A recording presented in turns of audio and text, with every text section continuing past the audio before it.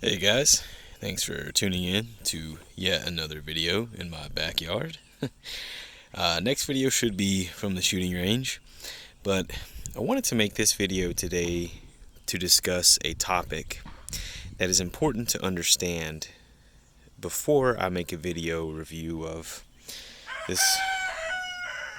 Hey Frankie, before I make a video review of the Galil here, of that SAR-3, and of this Beretta AR-70.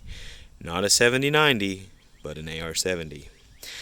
Now, this video is about bias, and is bias a bad thing? Now, in the, I guess, gun YouTuber space, everyone's looking for, quote, unbiased reviews, and everyone says, I'm giving you an unbiased review even though this company gave me this gun for free. And as a result of that, most people are off-put by, reviewers they think have been bought and paid for by a company. Rightfully so. We want an honest, I guess the word would be an honest evaluation of a product before we spend our money. And rightfully so, you're correct to think that if someone gets a gun for free, it will skew their bias. There's no doubt about it. It's just truth. And anyone says, PSA gave me this gun for free, but I'm still giving you an unbiased review. No, you're not. It's literally impossible to do that. Getting a product for free versus spending thousands of dollars on a product absolutely will affect your bias, which is fine, but as a result, the word bias has become like a bad word, I guess, in the gun review YouTuber space. Now, is it really a bad word, though? Because bias it's like a double-edged sword. It cuts both ways. See, if somebody, is telling you to buy a product that is subpar and knowingly doing so, that's being dishonest. And that is the one way bias cuts, because people who receive a product for free and want to continue is more than just receiving the product for free. It's wanting to continue a transactional relationship with a company in the future. Say PSA sent me an AK-74. And we have plans to send, there's plans for them to send me more guns in the future. They don't, by the way, it's just an example. Now, I get that 74, and it's just bad, okay? It's got all kinds of problems, and, rather than make a YouTube video saying, this gun sucks, I might be much more inclined to reach out to PSA and say, hey, I had some problems with this gun. That is bias. That is bias. That I would not do that versus, Beretta hasn't sold these guns in years, but if I got this AR-70, I paid for this AR-70 out of pocket, and it sucked, I would be much more likely to tell you up front, hey, this gun sucks, rather than giving a company a chance to fix it before I release information. Is that wrong? No, I wouldn't say that, because chances are with a company like PSA with their warranty, they will fix a product. But it is bias. It is skewing the way the information is presented to you.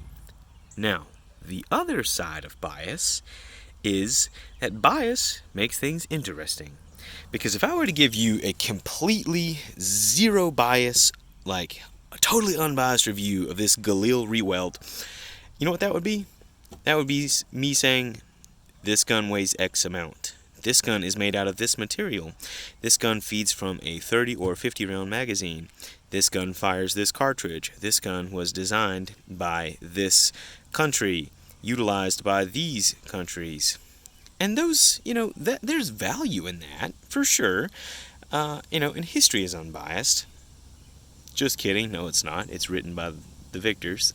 History is one of the most biased things there is.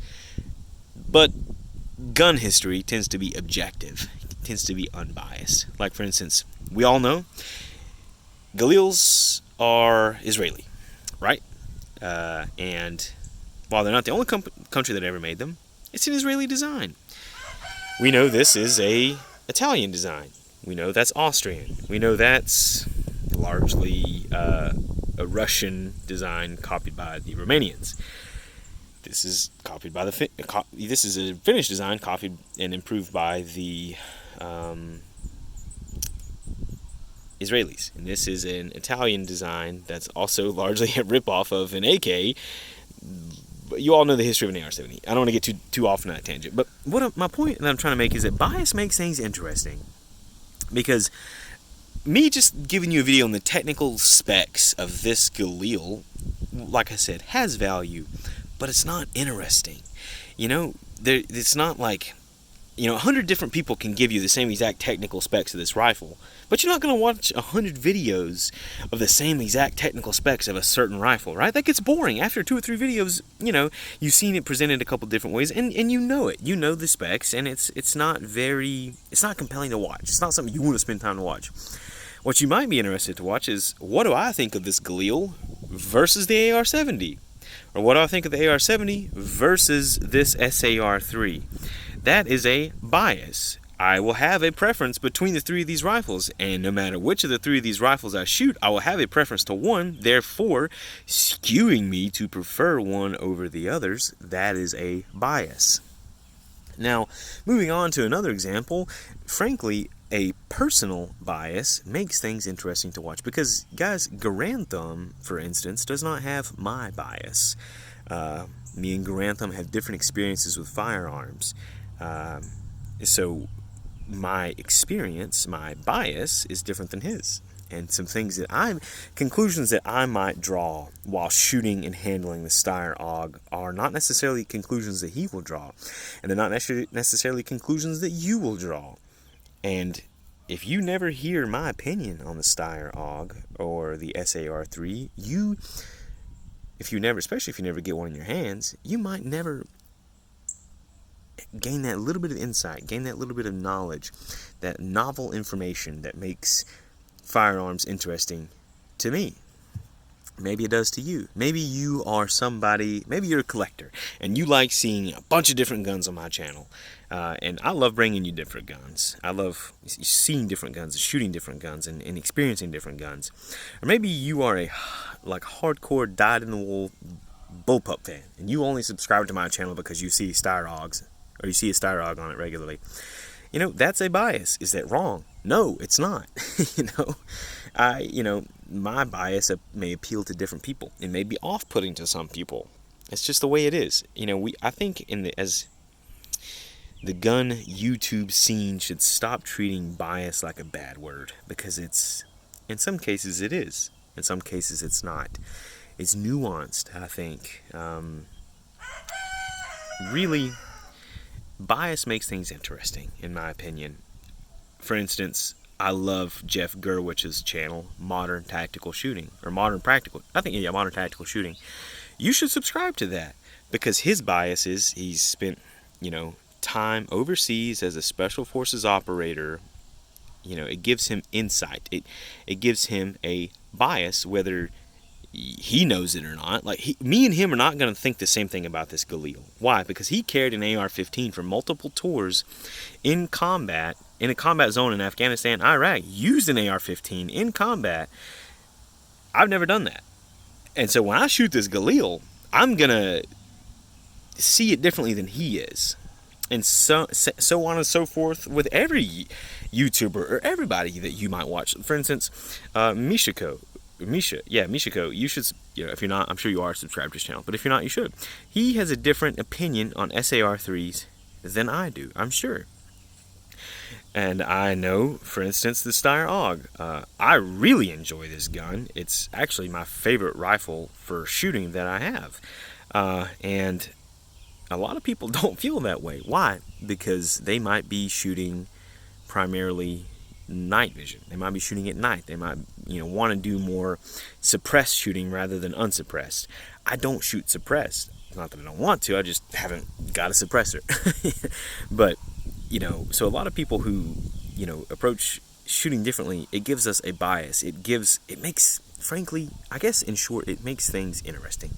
It keeps things, not spicy, but it keeps things fresh and interesting. And I think bias in the gun community is very important.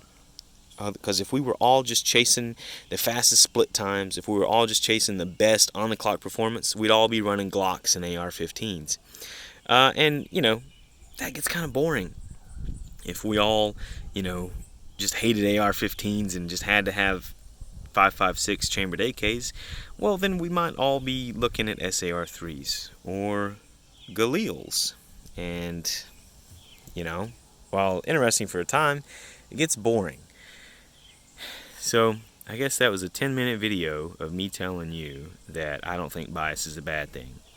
And moving forward, I am going to make videos on the Galil, the SAR-3, and the AR-70, but I want you to understand my bias as I approach these weapons. As I shoot these guns and I experience them, first and foremost, I'm very familiar with AKs.